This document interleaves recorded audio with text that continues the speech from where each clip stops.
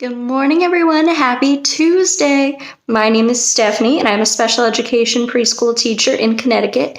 And today I'm going to kind of walk you through what a typical day looks like when I'm teaching from home.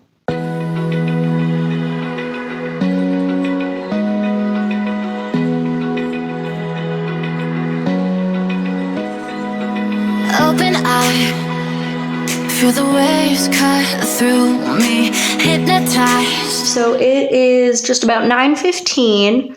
I've, woken up, gotten dressed, all that. I put some water on for tea. So I'm going to have a little bit of tea before we get started.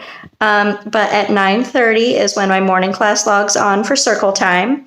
So I've, recorded a little bit of kind of what I do in previous videos. But I'm going to kind of walk you through in detail what a typical day looks like for me. So here we go. I decided instead of tea, I'm going to have apple cider. So I really like this stuff. It's just like powdered apple cider that you pour in mixed with hot water. Just like if you were making like a lemonade mix or something like that, except it's cider. So I'm very excited. So we're going to have that, and then we're going to get going with our day.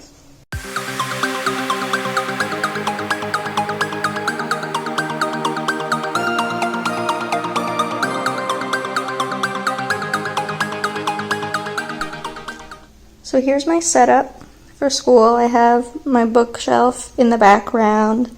I will leave a link to a video all about this bookshelf. And then I have a pillow to sit on. And then I have my computer up on a box, on top of a box. And then I have like some books and stuff over here that I've been using. But yeah, so I'm going to log on now and start our day.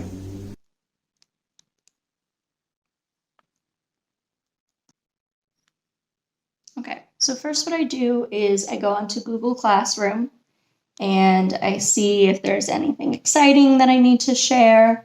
Today actually is one of my students' birthdays, so I posted a little happy birthday message to him.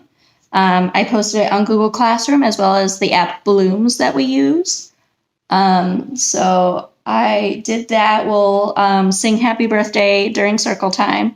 I told Mom to make sure that he's on today so we can celebrate. So we did that. I'll also just check real quick, see if there's anything in my email that I need to be aware of so I can tell families during circle time today. It looks like I have an email from the school psychologist. Yeah. So that is... Okay, so nothing that I need to share with families right away. I will read through that in detail later to make sure, because it looks like some of it might be good information to share with families. And yeah, so then I'll get up my PowerPoint. I went a little bit more into detail about the PowerPoint that I use in my last video, so I'll make sure to link that above if you click up top in the corner or also down below in the description. And yeah, I'll just get this all set up. Today, we're going to say hello. We'll talk about the weather, and they will have to find the letter that their name starts with. We're going to practice our concept words. Our concepts this week are over and under.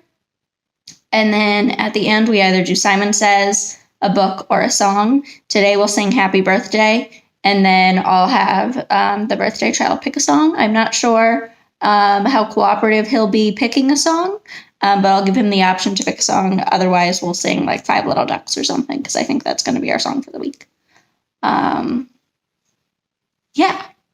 So it is 9:24. Circle starts at 9:30. So in another minute or so, I will log on to our Google Meet. Because of an update that Google did, you can now choose to make a Google Meet and connect it to your Google Classroom. That's like a safety feature that they've made now. So I've chosen to do that. And because of this, because of the connection that they make, no one can log in to the Google Meet unless a teacher is logged in. So I'm connected as a teacher to my Google Classroom, but so are my paras. So if I log on or one of my paras logs on, then students are able to get onto the Google Meet, but until we do so, they cannot. So we'll see how it goes. I talked to one family yesterday over the phone and helped them figure out some technology issues they were having. So hopefully they'll be able to join us on Google Meet today. Well, my hair is a mess. And yeah, we'll see how it goes. So I am done with circle time now. It is 9:49. So I did circle time for about 15 minutes, and then I just kind of caught up with my paras. They told me that now they all got an email that the new plan is they have to be keeping track of the work that they're doing, and, reporting it to the school. So they asked me, for ideas of things that they can be doing to kind of help out. So I gave them, some ideas. They've been so helpful. I don't know what the other paras are doing for the other teachers in my district, but I know mine have been so helpful, logging on to circle times with me, helping me take data when we do our Simon Says game. They'll each, pick a child or two and be taking data on them. And then just, helping me, they'll record videos of them reading and stuff like that, which has been helpful. But apparently they have to be keeping track of those things now, just so the district can kind of tell what people are doing during this weird time that we're all in. Yeah, so that's what we're doing. I don't know. What else? I'm going to share with them the document that the other preschool teachers and I have been using to keep track of ideas. And yeah, that's kind of the plan for now. So I am going to share that document, read through, my emails and all that kind of stuff. And then I'll check in with you in a bit. Hello. So I finished up some work on the computer for now. I'm going to take a quick break and get something to eat because I haven't had breakfast yet. I tend to eat after my morning session just because I'm so rushed in the morning since I'm not a morning person and I roll out of bed at the very last minute. But yeah, so I'm going to get something to eat and then we will do a little bit more work on the computer. I have started going through, so we made a document, the other pre-K 3 teachers and I made a document with our ideas for activities for each week that go along with our theme or our concepts that we're focusing on. And so I've started highlighting a couple of the things that we need for our upcoming weeks. That way, since my paras asked what they can do, they can kind of see okay, someone needs to make a book list for this week or someone needs to whatever. So that way they can kind of easily see some of the things that we need to do. Since they were asking what things they can help with, that way they can see what things we need help with. So I started doing that. So I'm going to do a little bit more of that. And yeah, that is about it for now. I am going to make some waffles. So I am back to working on the computer. Since we're doing rainbows and rain and clouds this week, I decided that I'm going to give my kids a challenge to rainbow write their names. So what I did is I made this on Google Slides and then I just saved it as a PDF because I thought it would be easier to send to families that way. I just made a little kind of how-to on writing your name. Because I think, my families will, if I say, have your child write their name with lots of colors, they'll be okay, here are some crayons, you do it, and they won't really understand kind of how to help their kids in that. So I wrote out how to help their kids write their name. So I'll kind of show you what I did. So I made this little document. That just says how to help your child write their name and kind of walks through. I just found some pictures and I did link to this document later on. But I found some pictures that someone had shared of writing sight words with rainbows. So rather than using like one of my real students' names, I used some sight words just, for privacy. And then I just kind of walked them through how to do it. I also linked to a couple free downloads. I know that some of my families do have access to a printer and like doing more writing-based activities where they can like print stuff out. And then I kind of just gave some examples of how to hand over hand, and gave some examples, and I left, some links and stuff from where I got these pictures. But yeah, so that's what I'm going to share with families. I think they'll find it helpful to kind of see how we do it, because we do use a larger font like this where they're writing inside the lines. So I think it'll be helpful for them to see. And then I also think that these two printables that I linked to will be helpful to them as well. And because it's saved as a PDF, they can just click right on the link. So yeah, that's what I'm going to share with families now. So I have shared it on Bloom's as well as Google Classroom, and I just attached the PDF. And so all families will have access to that, even my families who do not use Google Classroom, because I've been able to share it on Bloom's as well. They should be able to access it, and that is one of the extra activities that they can do this week that might help their child a bit. So my grandmas are both like the best chefs I've ever met. So my abuela made me some food, and I'm very excited. I got some yuca. I got some shredded meat. It's like a beef thing. And some black beans. And so I'm very excited. So this is my lunch break right now. So I'm going to eat. I try, and when I take, lunch breaks and stuff, I try and make sure I'm not sitting at my computer, because otherwise I'll like make it like a working lunch and I'll keep doing stuff. And I've found that, it's very important to like take time to like step away from the work, just to kind of like keep my own mind okay, and like, be able to take those breaths and like have time to breathe. So I'm gonna warm up my food and maybe call Abuela and say thank you.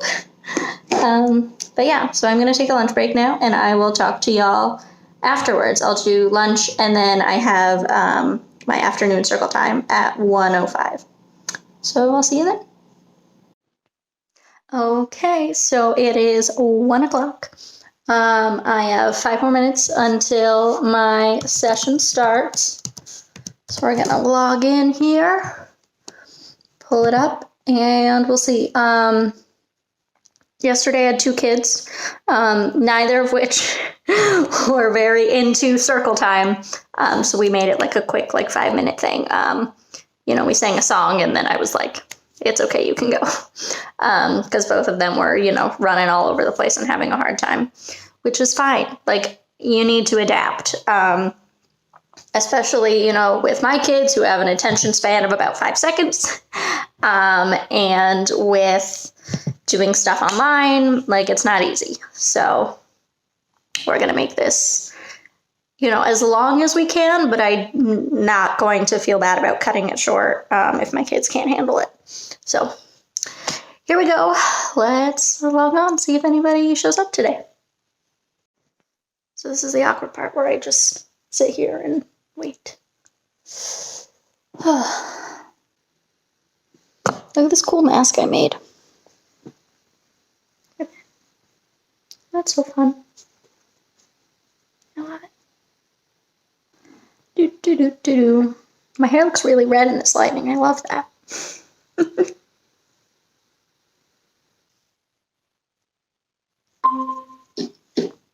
Hello. Want to see my cool mask that I made? I'm very excited about it. Look at that. Hello. Are you singing? If getting her to hold a crayon and do stuff isn't that exciting, she can always write in the sand with sticks. It may not be the traditional materials you think of when, you say we're going to practice writing, but it's a way to sort of get that practice in. You doing good work for Mom. So circle time is all done for now. I did have the same 2 students that typically log on. And we, didn't last very long today. So we made it super quick. I kind of just talked to the moms, let them know that our school social worker has sent out some tips on talking to your kids about wearing masks. I don't think they're super relevant to these particular children, just because I think a lot of the video that he sent and stuff were a little bit would be a bit over their heads. But I wanted them to know kind of what that email was that they were getting.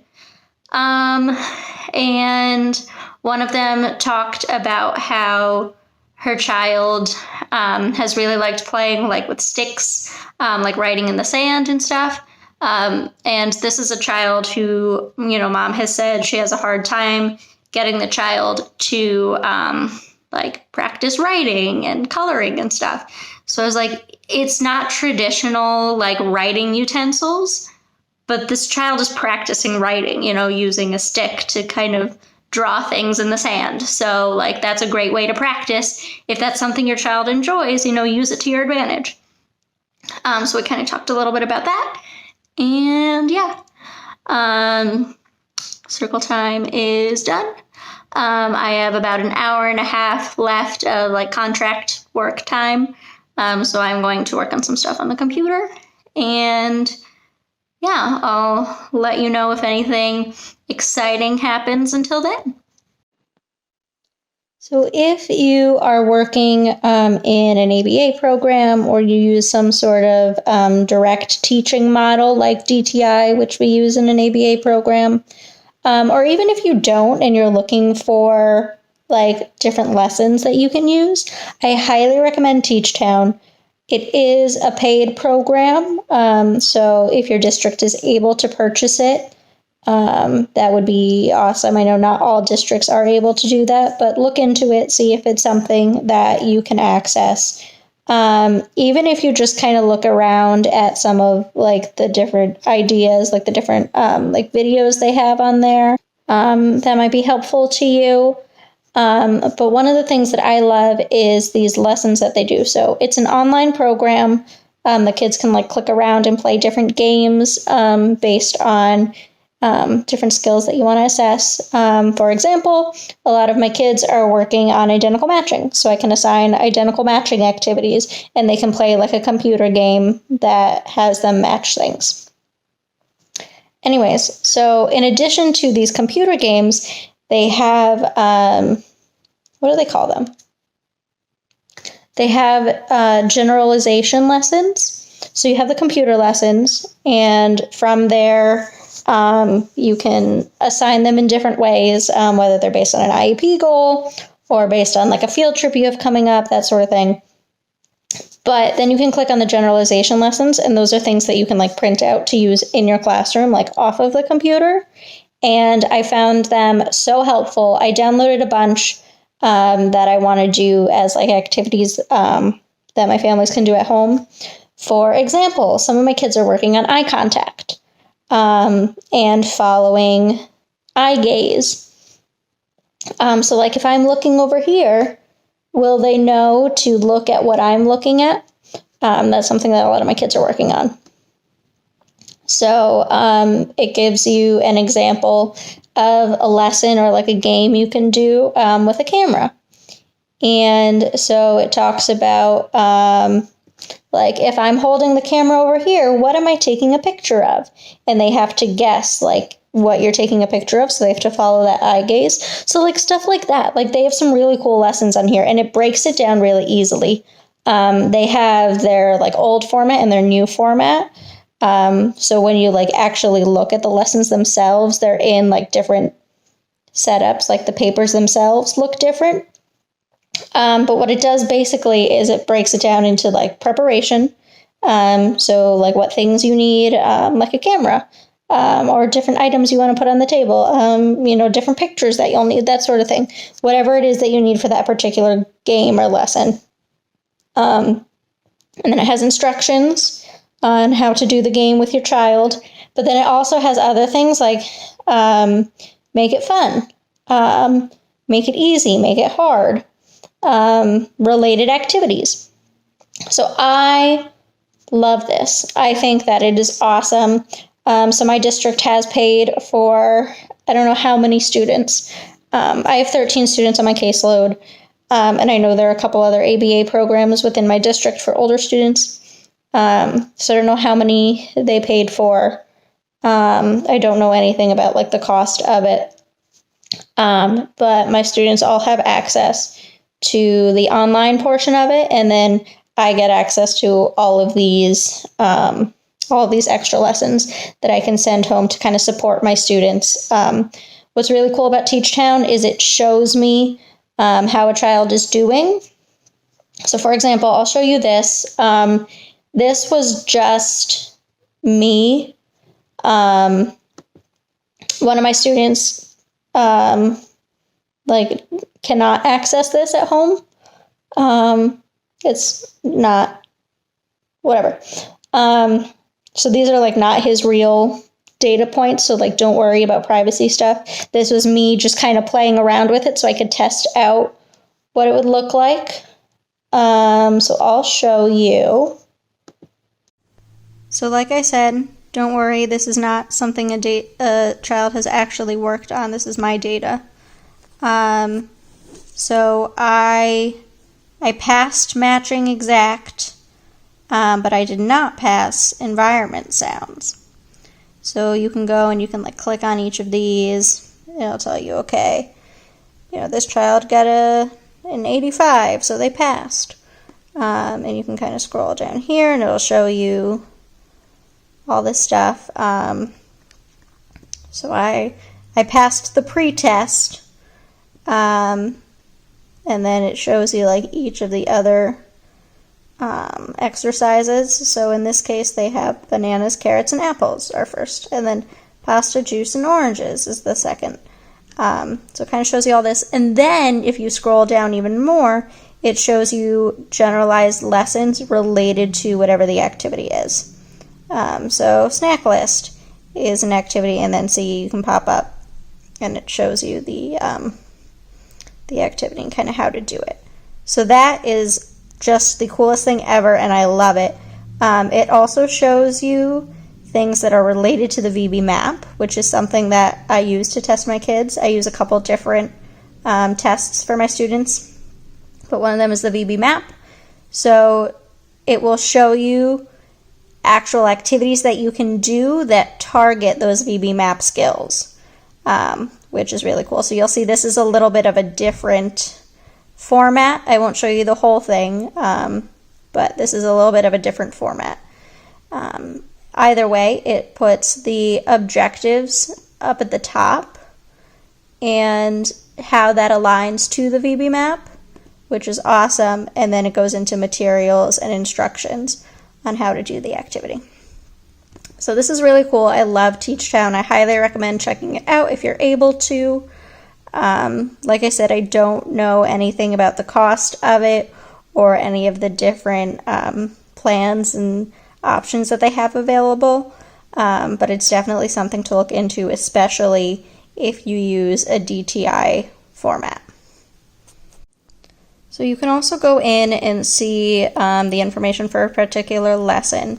So this is the one that I didn't pass. I was, purposely getting things wrong just to kind of see what it would do. So I got a 37% on the pretest.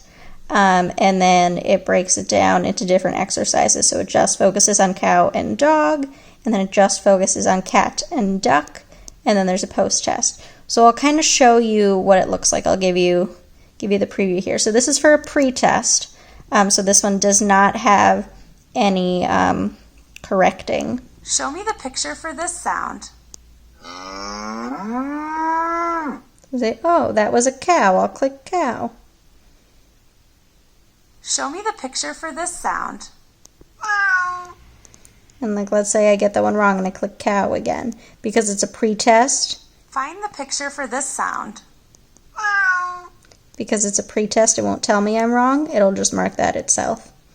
And then if I want to go into an actual lesson where it will tell me if I'm right or wrong, I can click. Find the picture for this sound. I go, that was a cow. And then I get a star because I got it right. Which one makes this sound? Now let's say I get it wrong and I press cat. It'll show me, nope, it was this dog. Which one makes this sound? See, I can get a star if I get it right. Which one makes this sound? And then it'll tell me if I get it wrong. It'll show me the correct one. That is Teach Town. I love it. Highly recommend. So I'm kind of using that now to get some ideas of different social lessons that I can have my students do at home. Okay, friends. Well, that is it for today. I've, eaten dinner and watched some Netflix and everything. And now I'm just gonna, kind of wind down. But thanks for coming along on this journey with me. I'll be sure to leave some links down below in the description where you can find me on Instagram and my blog and all that, as well as some links to the other distance learning videos that I posted. So again, thanks for watching, and I hope to see you in the next video. Bye!